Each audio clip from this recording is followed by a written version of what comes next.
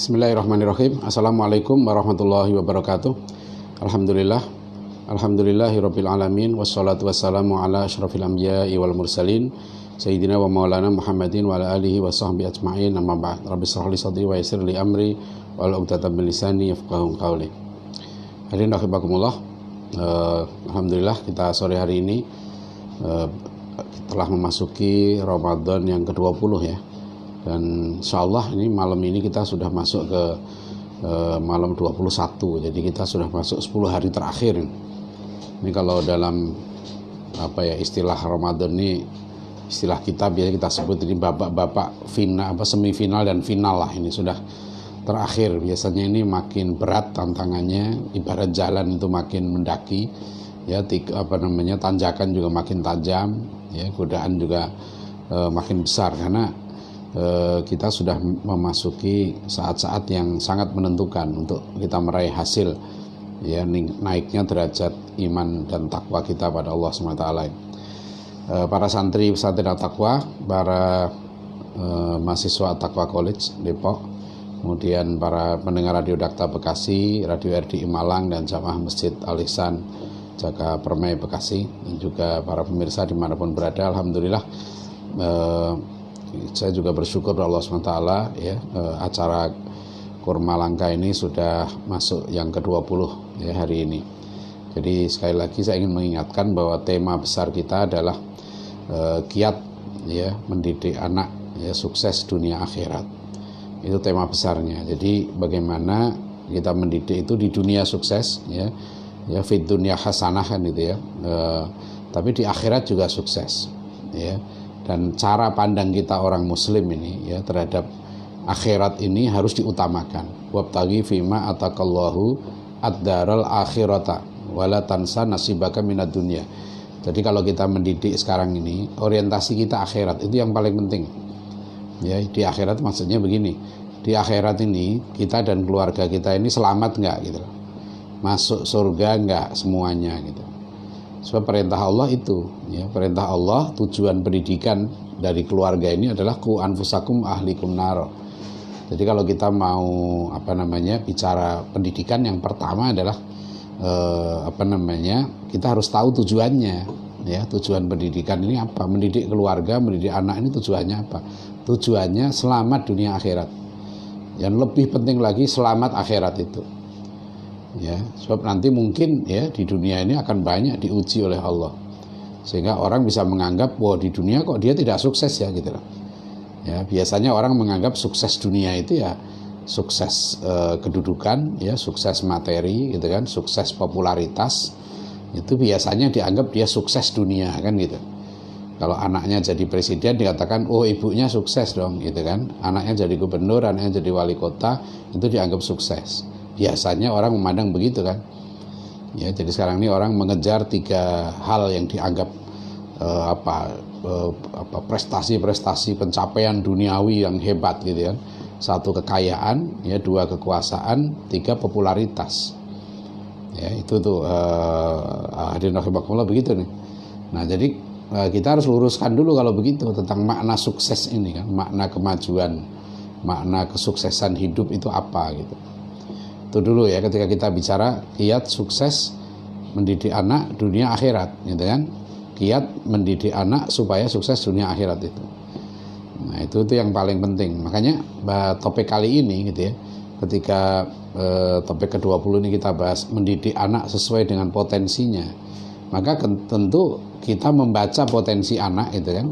Memahami potensi anak supaya sukses pendidikannya gitu. Nah, tolong kita samakan dulu nih makna sukses gitu kan. Sukses ini apa gitu. Nah, kalau dalam Al-Qur'an tadi itu yang dikatakan sukses ya kan, fid dunya hasanah fil akhirati hasanah. Nah, di dunia itu sukses apa? Dunia sukses itu dia menjadi orang yang berguna. Jadi sebab cari hadis Rasulullah SAW atau ayat Al-Qur'an yang menyebutkan bahwa yang dikatakan pendidikan sukses itu jadi pejabat, yang dikatakan pendidikan sukses itu jadi orang kaya, yang dikatakan pendidikan sukses itu adalah jadi orang terkenal gitu kan. Apa itu ya indikator sukses dalam pendidikan gitu. Bahkan di konstitusi kita pun yang namanya tujuan pendidikan nasional pasal 31 ayat 3 kan membentuk manusia beriman, bertakwa, berakhlak mulia. Itu yang namanya sukses. Jadi orang takwa itu sukses. Ya, menjadi orang baik itu sukses. Ya, itu tujuan kita, tujuan pendidikan kita itu. Jadi kita masuk namanya mendidik anak, tujuannya apa nih? Anak supaya apa nih? Ya, sesuai kita didik sesuai potensinya kan. Tapi mau diapain nih potensi ini? Ya, dikembangkan potensinya untuk apa? Gitu ya. Supaya dia jadi orang berguna. Khairunas anfa'uhum linnas. Jadi kriteria orang sukses itu harus kita ukur tuh dari kriteria yang diberikan oleh Al-Quran dan Sunnah Rasulullah. Ya, itu ada kriterianya semua. Ya, jadi misalnya orang takwa, apa kriterianya gitu kan? Dia sholatnya rajin gitu kan, dengan akhirat yakin. Nah, itu orang takwa itu. Orang takwa itu orang yang sangat berhati-hati dalam berbuat karena dia tidak mau menyalahi ya perintah dan larangan Allah. Karena dia takut pada Allah, bukan takut pada presiden, takut pada menteri, ya takut pada jabatan. Ya, takwa itu ya ketika dia sudah sampai pada tahapan dia hanya takut kepada Allah. Nah, itu takwa itu. Itu orang bahagia itu. Apalagi dia nggak ada rasa susah, rasa sedih, itu bahagia. Itu yang disebut dengan wali-wali Allah itu. Ya, wali-wali Allah itu sudah tidak ada rasa takut lagi. Ya, tidak ada rasa khawatir dalam hidupnya itu. Nah, itulah bahagia. Nah, itu ada namanya. Jadi khairun nas anwahum linnas, ya kan? Kata Rasulullah SAW, orang manusia yang terbaik kan kita mau jadi manusia terbaik itu. Nah, Nabi berikan kriteria yang terbaik itu yang berguna gitu loh. Nah, sekarang kita masuk nih dalam materi tentang potensi gitu kan. Apa yang dimaksud potensi? Sekarang ini banyak sekali cara membaca potensi itu. Saya terus terang saya belum mendalami masalah ini. Saya pernah ketemu seorang yang dia bukan psikolog ya, tapi dia aktif memberikan assessment gitu ya, semacam konsultan pendidikan sampai ke pondok pesantren. Saya ketemu tuh waktu saya di satu pesantren besar di Jawa Tengah itu kan. Saya ketemu ngobrol dengan seorang, dia sebetulnya master di bidang teknik. Tapi dia bilang ke saya sekarang dia profesinya itu menjadi konsultan pondok pesantren gitu kan, untuk membaca bakat anak itu. Nah, dia menggunakan teori sidik jari, teori Stephen itu. Tapi kata dia teori itu sudah dia modifikasi. Jadi dia bisa membaca lah anak itu ya potensinya begini. Oh, tipe anak yang begini nanti cocoknya dia kerjanya di begini, ya kan? Tipe anak begini cocoknya begini. Gitu. Nah, saya membaca begini waktu saya ditanya apakah itu betul, saya tidak bisa memberikan pendapat tentang itu, ya. Sebab hadirin rahimakumullah, ada satu hal yang disebut dengan ilmu ya. Jadi kriteria ilmu dalam Islam itu kalau sesuatu itu sudah sampai dalam taraf yang meyakinkan bahwa itu satu ilmu.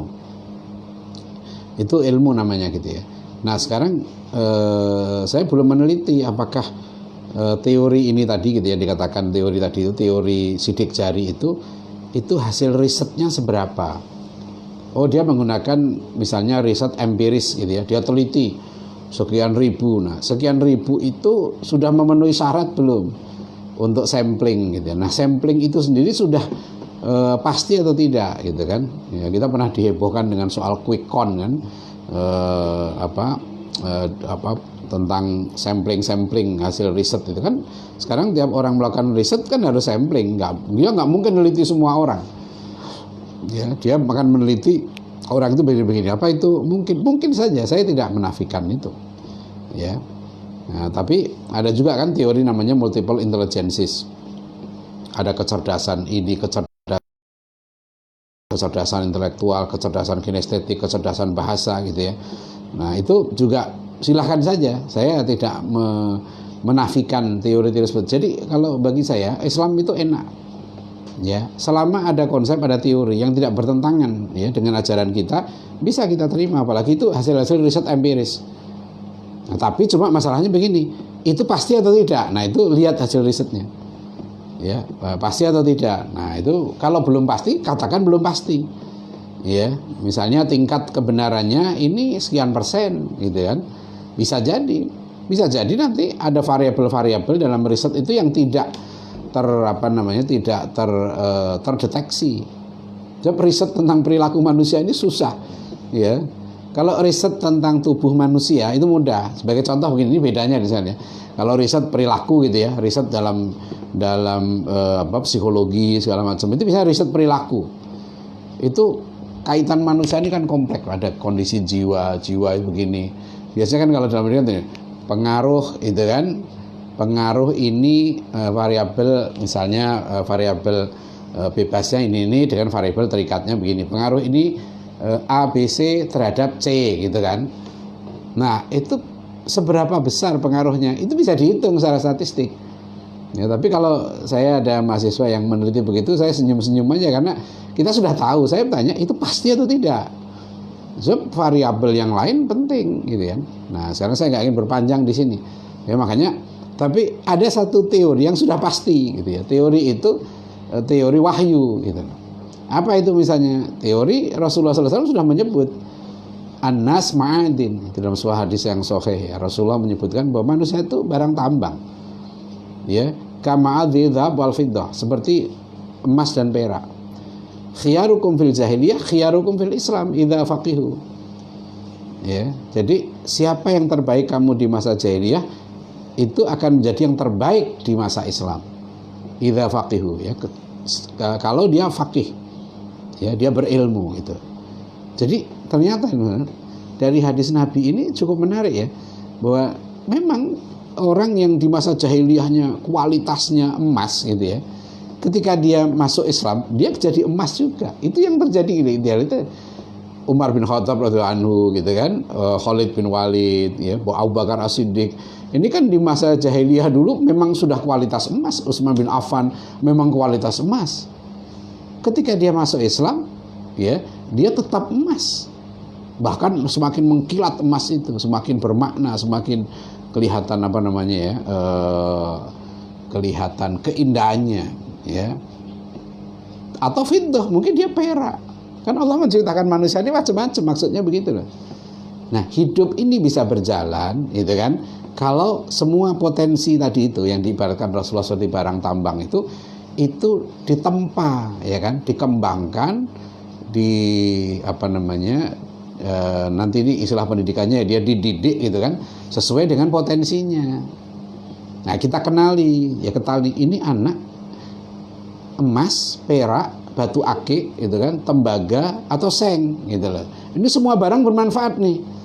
Tapi kalau dia salah tempat gitu ya, nah sekarang jangan pendidikan itu dianggap hanya untuk orang pintar. Nah ini yang kita salah besar. Saya kemarin sering mengingatkan itu, salah besar menganggap sekolah favorit itu sekolahnya orang-orang pintar. Akibatnya kita bilang itu sekolah bagus. Saya tanya apa bagusnya? Oh lulusannya semuanya masuk perguruan tinggi negeri. Oh itu berarti bagus. Oh gitu ya cara memandang pendidikan itu. Loh memang dia pintar kok, gitu kan? Sedangkan sebagian besar manusia itu bukan kualitasnya seperti itu kan hanya berapa persen, gitu. Nah ini karena kita ini ya dihegemoni ya dengan faham materialisme. Akhirnya anak pinter pun dia suksesnya nanti diukur dari materi. Sayang ya dia pinter waktu SMA-nya luar biasa gitu ya. Tapi kok dia pilih jurusan ini? Nggak mau Pak. Ya, zaman saya tahun 84 ya. Saya aneh, saya kan dulu waktu lulus SMA ya, alhamdulillah saya di ujung saya ranking 1. Di ujung saya SMA itu akhirnya saya bisa diterima tanpa tes di IPB, dan satu lagi PMDK waktu itu saya diterima di Fisika IKIP Malang gitu. Tapi hasil istikharah saya akhirnya pilih ke Bogor, ke IPB. Nah kita tidak tahu bahwa dulu orang mimpi kan bahwa anak pintar gitu ya, itu diterima di kedokteran. Waktu itu terus terang di SMA saya itu yang ranking 1 terus dari semester 1 sampai semester 5 itu teman saya gitulah ya, seorang perempuan. Dia yang dikirim ke PMDK, dia yang diterima ya di Fakultas Kedokteran di UNER Surabaya itu. Nah waktu itu kan bagi orang tua mimpinya kan kalau kamu pintar jadi dokter gitu. Ya karena kenapa sih orang mau jadi dokter gitu kan waktu itu? Karena gambarannya orang jadi dokter itu enak kan. Ya, apalagi dokter spesialis, orang berlomba-lomba di situ kan karena begitu enaknya cari uang, gitu kan. Begitu mudahnya dapat uang dokter spesialis. Ya, terutama kalau spesialis kandungan, gitu kan, spesialis penyakit dalam, gitu. Saya tahu ininya, kenal banyak dokter yang memang alhamdulillah dokter-dokter yang baik, yang soleh, ya pejuang, ya, dan rezekinya diberi kemudahan oleh Allah, dan dia pun masya Allah menggunakan rezekinya itu untuk kebaikan, gitu. Banyak sekali itu hal yang baik kan.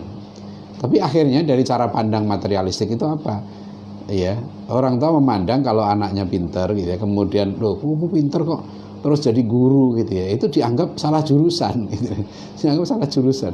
Saya punya kawan sampai di SMA itu dipanggil the best, fisikanya pintar betul. Ya, dulu no ranking 1 terus dia di SMP-nya, gitu kan. Waktu di SMA kami seimbang lah, gitu. Akhirnya teman saya ini dia pilih jurusan fisika, dia konsisten. Meskipun dia pintar, gitu ya, tapi ketika dia milih S1, dia ambil guru fisika.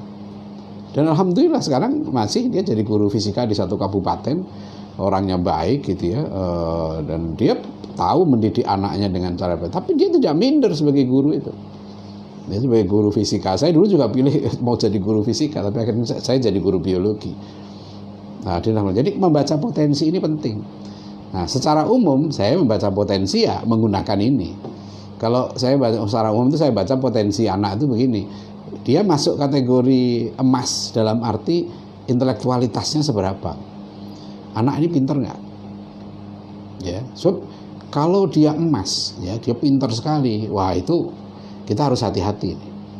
Ya, kita harus hati-hati, Pak. Ini anak kualitasnya emas, jangan dididik, ya, jangan ditempa, dia tembaga, gitu loh.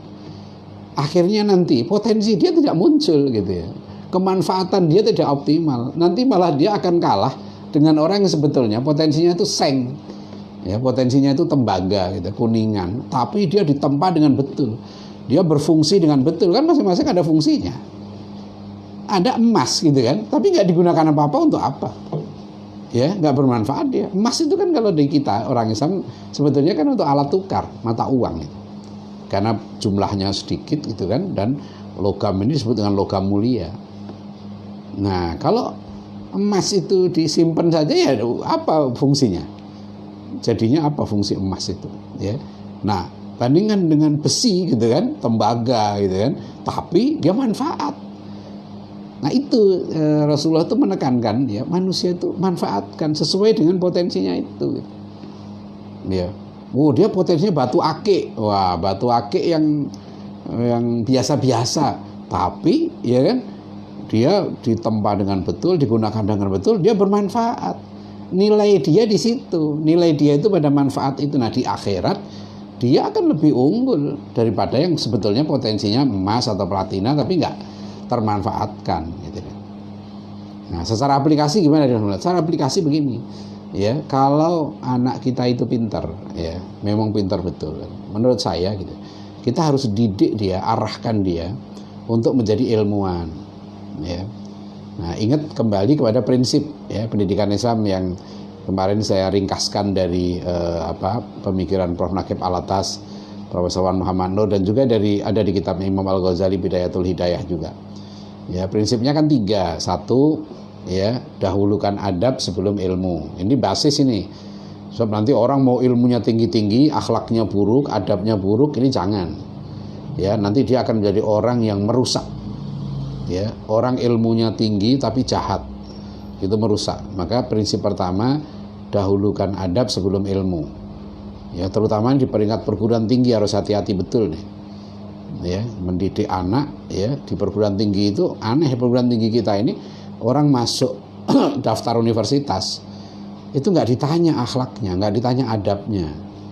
Ya, itu nggak boleh seharusnya, karena berbahaya. Di tingkat perguruan tinggi ini orang belajar macam-macam, belajar ilmu-ilmu yang sangat strategis, ya, ilmu virus, ilmu pengobatan, ilmu komputer, ilmu hukum, ya kan, ilmu ekonomi. Dia belajar ilmu-ilmu yang tinggi-tinggi, akhlaknya nggak dibenahi. Nah, ini berbahaya. Maka prinsip pertama, adab, ya adab dulu nih, akhlakul karimah ini harus dipastikan. Ya tesnya begitu.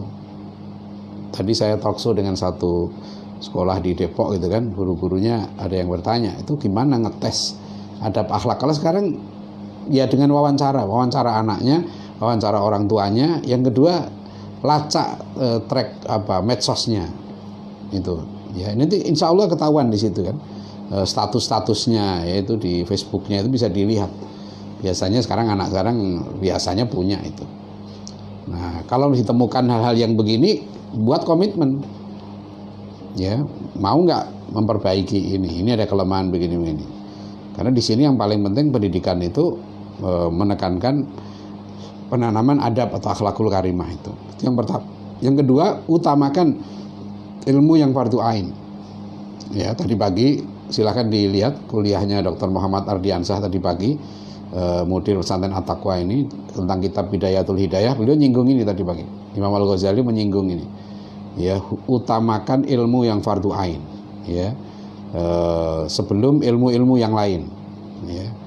Jadi jangan sampai anak itu ya digenjot ilmu-ilmu lainnya gitu ya, matematiknya, pianonya, segala macam gitu ya, kemampuan bahasa Inggrisnya, tapi ngajinya nggak bener, sholatnya nggak bener, akhlaknya nggak bener, toharohnya belum bener, ya wudhunya belum bisa, itu zalim, itu nggak boleh itu, ya itu orang tua tanggung jawab di akhirat itu. Ya. Kemudian yang ketiga, ya yang ketiga, pilih ilmu fardu kifayah yang tepat. Nah yang tepat ini adalah sesuai dengan potensinya gitu ya, potensi anak itu. Dan yang kedua sesuai dengan kebutuhan umat, kebutuhan masyarakat. Contoh praktis begini ya, saya pernah ke satu pesantren ini termasuk pesantren bagus gitu di Jawa Barat.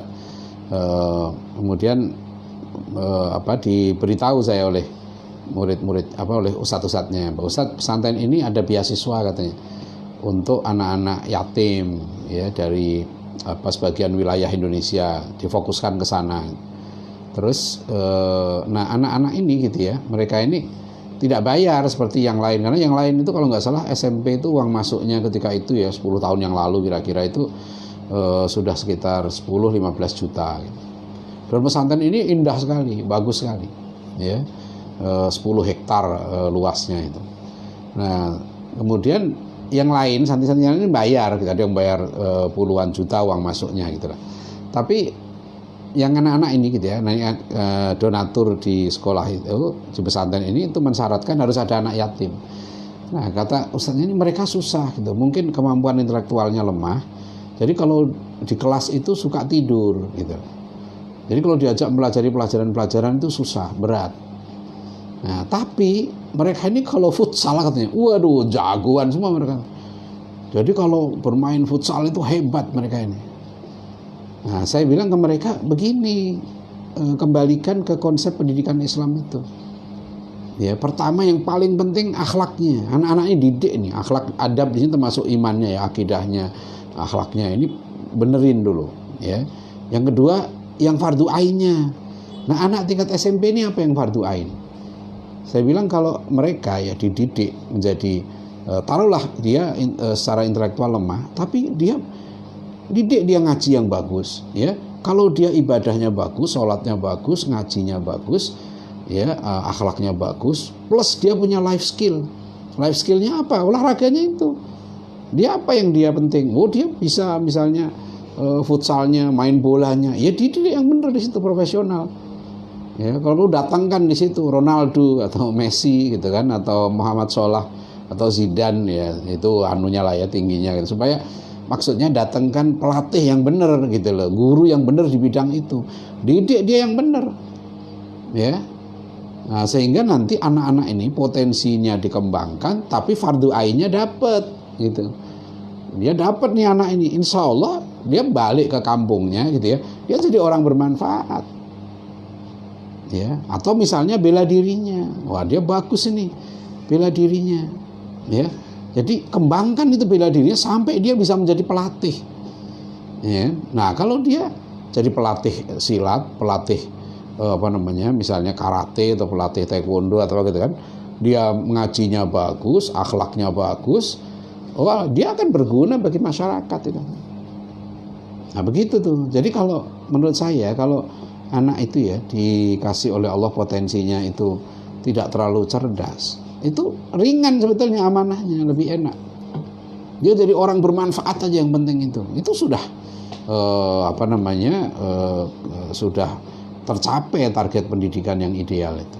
Nah tapi ini nih yang sekarang ini penting juga, Allah berikan amanah yang berat kepada beberapa orang anak yang dia potensi kecerdasannya luar biasa, di atas rata-rata gitu ya seperti kita kenal lah, seperti Pak Habibie gitu kan, Pak Ilham Habibie gitu. Nah itu dia potensi kecerdasannya luar biasa, orang seperti ini itu nggak bisa dididik dengan kurikulum biasa ya. Jadi kalau manusia-manusia yang super cerdas begitu maka dia harus dididik ya sesuai dengan potensinya, dikembangkan potensinya itu. Dan menurut saya ya orang-orang begini setelah dia ini kan problem kita ini, pendidikan kita ini terpisah gitu. Jadi yang pintar-pintar begini, super cerdas itu akhirnya dia milih jalur pendidikan disebut dengan pendidikan umum gitu kan, sehingga basisnya itu kurang. Nah sekarang alhamdulillah sekarang sudah cukup banyak sekarang ini. Sekarang ini ya ada anak SD yang pinter gitu kan, dia sudah hafal Quran gitu kan, dia sudah bahasa Arabnya lumayan bagus, tingkat SMA dia sudah menguasai bahasa Arab, bahasa Inggris, ya basic agamanya sudah kuat. Itu sekarang sudah banyak yang begitu. Nah saya lihat yang jadi masalah sekarang ya bagi para orang tua dan anak-anak itu adalah ketika di pendidikan tingginya. Sekarang saya melihat alhamdulillah di peringkat pendidikan menengah kita ya, dasar dan menengah itu sudah cukup banyak eksperimen ya, pengembangan potensi anak-anak muslim itu banyak sekali sekarang ini, sudah menurut saya sudah cukup ideal ya. Nah tinggal ketika anak ini milih masuk perguruan tinggi itu, nah ini biasanya pertimbangannya itu masih pertimbangan materi ya. Milih anak-anak kita yang di SMA itu saya berarti kamu kalau sudah lulus milih, saya tanya kok anak-anak itu ya, kamu mengapa milih ini ya karena itu memang didorong supaya dia masuk ke jurusan yang keren kan, sekarang masih itu ya. Dia kadang-kadang sampai nggak ngerti bahwa dunia sudah berubah ya, dunia sekarang sudah disrupsi, ada beberapa profesi yang dulu dianggap hebat gitu ya, ini diperkirakan sekarang sudah mulai hilang ya. Jadi di era disrupsi sekarang ini kan, saya percaya dulu pemerintah bilang di era disrupsi sekarang ya, segalanya dengan internet sekarang ini gitu kan, itu apa yang diperlukan 4C, critical thinking ya, kemudian creativity, communication, collaboration ya. Jadi creativity ini kaitannya dengan innovation. Ya, jadi sekarang di era sekarang ini kita ditantang ya, ilmu informasi pengetahuan sudah begitu terbuka. Nah, maka saya pernah ngobrol dengan seorang praktisi pendidikan gitu yang sangat berpengalaman, dan dia pernah S2 di Amerika, sekarang sedang ngambil doktor. Tapi dia seorang praktisi pendidikan yang saya salut lah, dia luar biasa, dia menangani mungkin sudah ratusan sekolah. Dan dia cerita ke saya, sekarang ini yang diperlukan Pak Adian katanya itu adalah anak-anak yang pembelajar. Karena sekarang ini era begitu cepat berganti. Bisa jadi satu profesi itu ya setahun sudah tidak ada, setahun ganti lagi, setahun bisa anak bisa berganti kerja itu bisa 4-5 kali sekarang ini. Bisa pindah ini, sangat dinamis sekarang ini. Nah, maka kata dia gitu, yang diperlukan sekarang ini adalah anak itu menjadi pembelajar. Dia siap belajar. Ya, nah jadi ini dilatih intelektualnya. Nah itu ya yang misalnya kami sekarang terapkan di At-Taqwa College itu. Ya, anak itu kita siapkan menjadi pembelajar. Ya, basicnya dia adabnya harus bagus, akhlaknya harus bagus, ya kan, ibadahnya bagus, ya, ngajinya bagus, kemudian bahasa, ya, terutama Arab dan Inggris, ya, kemudian pemikiran Islamnya dia harus benar, karena itu untuk sukses dunia akhirat harus pemikirannya harus benar, ya. Dia harus paham apa itu sekularisme, liberalisme, pluralisme. Dia harus paham apa itu akidah Ahlussunnah wal Jamaah, ya, dan tantangannya seperti apa yang merusak itu. Ya, kalau dia tinggi sekarang ini di At-Taqwa College, ya kita sudah sampai yang beberapa orang saya minta masuk ke kelas pemikiran, ya kelas filsafat. Yang lain masuk ke peradaban, karena ini penting sekali dua-dua aspek ini. Dia mendalami sejarah, mendalami ekonomi, mendalami pendidikan. Yang satu ini mendalami yang masalah filsafat, ya karena dari sisi ini juga ya Islam itu diserang. Ya itu juga perlu. Tapi yang fardu ainnya ada fardu ainnya, semua harus dapat di situ. Nah itu jadi era sekarang ini ya orang bisa dapat informasi dengan mudah. Apa yang diperlukan sekarang? Kesiapan anak untuk memandu, memilih informasi itu. Ya, dia cinta ilmu, tapi tahu dia ilmu apa yang dia perlukan. Ya kan dia tahu. Jadi yang penting itu pandu itu. Nah itu perlunya yang namanya worldview of Islam. Makanya anak itu di sini ada satu mata kuliah khusus namanya konsep ilmu dalam Islam, itu 1 semester khusus konsep ilmu dalam Islam, terutama menggunakan konsepnya dalam Ihya Ulumuddin, ya kitabul ilminya Imam Al-Ghazali itu, dan juga nanti dikembangkan lagi dengan konsep ilmu Profesor Syed Naqib Alatas. Itu. Jadi apa itu sudah saatnya anak 15 tahun, 16 tahun sudah. Ya sudah, jadi saya ngajar Islamic worldview ini dari anak umur 12 tahun. Sejak dia sejak sekitar 14 tahun lah, masuk SMA. Ya, itu karena di era sekarang ini gitu ya, memandu pemikiran ini sangat penting, ini benteng. Ya, benteng untuk anak itu tidak mudah terombang-ambing. Dia sudah punya pendirian yang kuat, tahu cita-cita hidupnya untuk apa. Jangan sampai ya anak sudah dewasa ya sudah lulus S1 S2 masih nggak tahu untuk apa dia hidup. Itu ada. Jadi ini penting ya tentang pemikiran ini. Baru kemudian dia dibekali dengan IT gitu kan, dibekali dengan dan satu lagi komunikasi, harus bisa menulis ya. Nah di sini nih terima kasih pada saudara Rafiq ini yang mahasiswa Taqwa College ini yang membantu kita semua nih untuk syuting begini kan. Rafiq ini sudah jadi dia mahasiswa tapi asisten guru gitu kan. Dan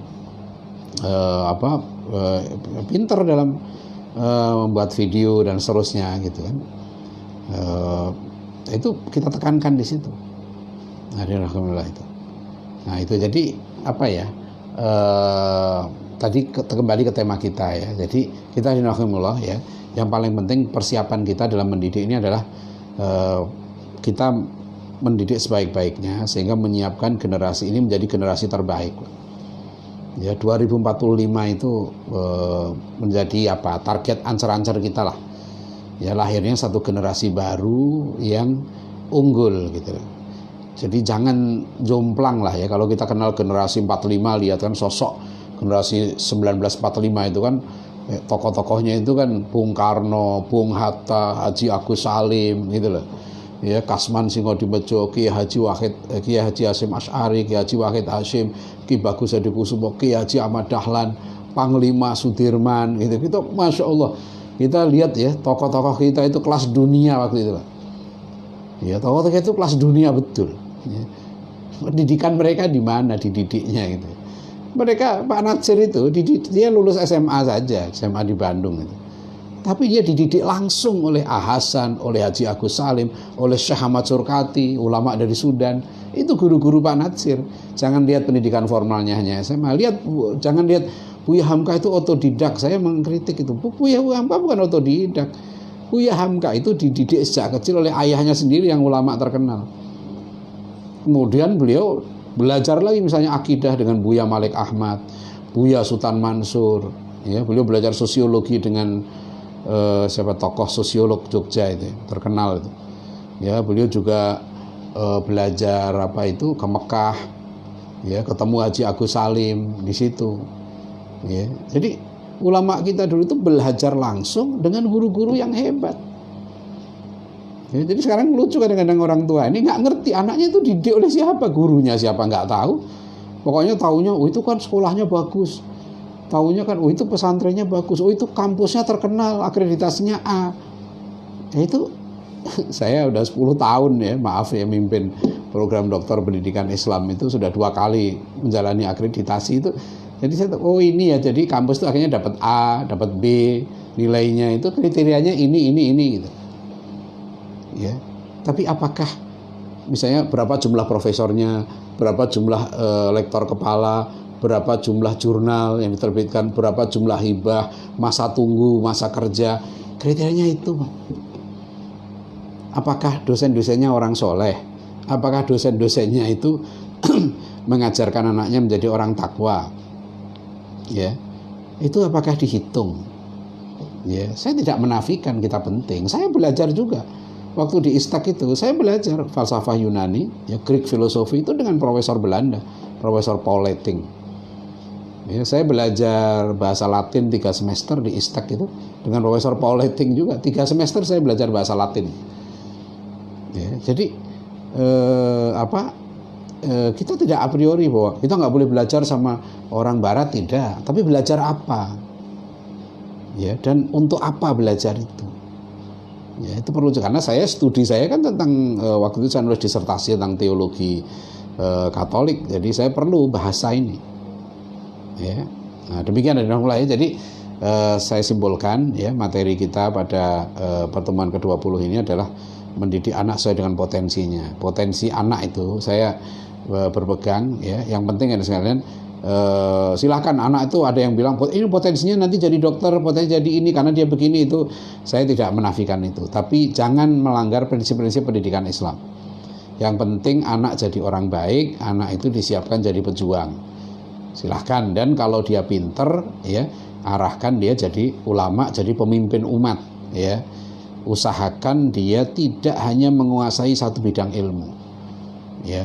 Jadi kalau dia sudah misalnya menguasai ilmu kimia gitu ya, dia dokter bidang kimia, profesor bidang kimia, jangan berhenti di situ ya, belajar lagi yang lain, terutama ilmu-ilmu ulumuddin ya. Jadi insya Allah bisa, itu bisa, sangat bisa, sudah banyak terbukti ya. Nanti lebih jauh bisa diskusi dengan saya masalah ini, karena saya punya mahasiswa S3 ya kedokteran, beberapa orang itu sudah lulus. Dia seorang dokter yang baik, bahkan pernah ada yang direktur rumah sakit juga, dan kemudian dia menulis disertasi dokter pendidikan Islam yang sangat bagus. Ya, itu juga cukup banyak. Ada yang ahli sains dari fisika, dari pangan, ya, dari macam-macam, dari statistik. Itu sekarang mereka sudah mengembangkan namanya Islamic Science. Ya, bisa itu. Jadi kalau orang mengatakan masih mendiskusikan konsep islamisasi ilmu segala macam, itu sebenarnya udah ketinggalan zaman itu. Udah ketinggalan zaman. Itu sekarang kita ini sedang berjalan masalah itu. Sudah terbukti hasilnya. Ya, nggak perlu menurut saya segala hal yang terlalu diskusi yang buang waktu ya. Bukan, diskusi itu tetap penting ya, dialog penting, tapi yang mempersoalkan hal yang apalagi dia sendiri kurang paham tentang islamisasi ilmu dan sebagainya, itu udah nggak usah dilayani. Ya, kita ini fokus saja pada tujuan kita ya ke depan ini, kewajiban kita laksanakan, kita berbuat semaksimal mungkin untuk menyiapkan generasi itu ya. Dan yang penting lagi ya, percayakan pada ahlinya ya, orang tua ini percayakan pada ahlinya. Jadi kalau kita ingin anak kita jadi ahli agama gitu ya, konsultasikan kepada ahli agama. Kalau dalam bidang pendidikan, percayakan pada pendidikan, siapa yang pakar pendidikan ya. Ketika anak saya nomor 2 mau dari Gontor, kemudian sempat kuliah di Gunadarma gitu kan. Setelah itu saya ingin dia setelah dia belajar bahasa Inggris, saya ingin dia kuliah di tempat lain, saya konsultasi. Orang yang saya konsultasi itu Profesor Wan Muhammad Nur. Beliau saya tahu ilmunya luar biasa gitu kan, pengalamannya luar biasa. Ya, pengalaman pendidikan beliau luar biasa. Beliau memang S1-nya pendidikan biologi ya di Northern Illinois, kemudian S2-nya juga kurikulum. Beliau pulang S3-nya pemikiran Islam kan. Beliau membantu Prof. Alatas itu 30 tahun pengalaman pendidikannya. Dia menyusun kurikulum di situ, mendidik, mengajar. Beliau pernah di Kementerian Pendidikan dan sebagainya. Jadi saya diskusi, saya konsultasi dengan beliau, Prof, ini anak saya ini baiknya kemana gitu. Dan beliau kasih assessment, Adian mungkin dia gimana anaknya, sampai anak saya itu itu diajak ketemu. Ya, waktu Profesor Wan Muhammad Nur ke Nusa Tenggara Barat itu di Mataram kan, saya ajak anak saya ke sana, ketemu beliau. Saya bersama Profesor Wan itu selama sekitar 5 hari di Mataram. Waktu itu gubernurnya masih Tuan Guru Bajang. Kami diundang juga oleh gubernur untuk ngisi seminar di kantor gubernur. Ya, dihadirkan para ulama, para cendekiawan. Ya. Dan waktu itu anak saya ajak, dia diskusi, dikasih saran-saran. Ya, jadi alhamdulillah kita penting. Ya, saya dengan pengalaman pendidikan, pengalaman menangani pendidikan ini, insya Allah dalam batas tertentu, saya tidak mengatakan saya mampu. Ya, saya bisa membaca insya Allah ini potensinya kemana, harusnya kemana. Ya, tapi ke anak saya juga saya bilang, tapi kalau kamu mau jadi pengusaha gitu ya, saya nggak bisa coaching gitu.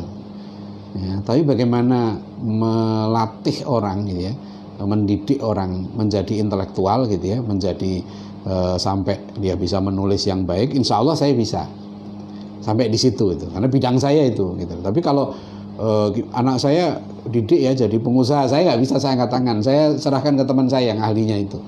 Jadi begitu Pak, kalau anak kita mau jadi pemain bola, ya serahkan ke pelatih bola gitu loh. Kalau didik anak jadi intelektual, serahkan ke orang yang memang bidangnya itu.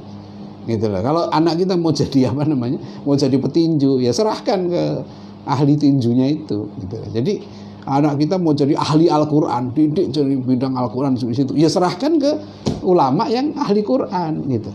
Nah itu masing-masing itu punya. Nah, yang bagus begini, yang kalau anaknya kemampuannya tinggi ya dan waktunya panjang, kalau anaknya mau nunda kawin sampai 40 tahun gitu ya, udah kamu cari ilmu saja. Ya kayak di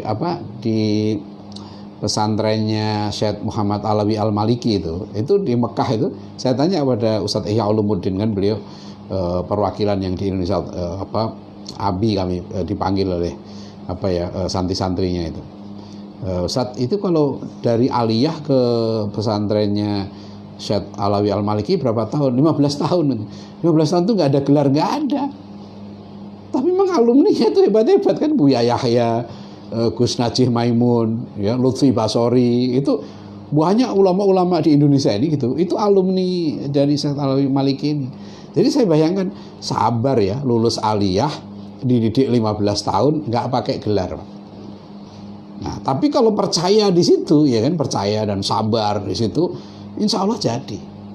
Nah itu tuh ya, jadi ini harus hati-hati nih, ini tentu nggak bisa global begini ya pembicaraannya. Silahkan, tapi intinya adalah sekali lagi ya, didik anak kita sesuai dengan potensi amanah yang diberikan oleh Allah SWT dengan niat ikhlas ya, untuk anak menjadi orang baik, menjadi orang yang bermanfaat ya bagi dirinya sendiri ya, bagi keluarganya, bagi masyarakat, bangsanya, dan bagi umat manusia ini, insya Allah ya. Demikian, mohon maaf ya, saya ini sengaja karena materi penting, jadi materinya cukup panjang kali ini. Billahi taufik wal hidayah. Assalamualaikum warahmatullahi wabarakatuh.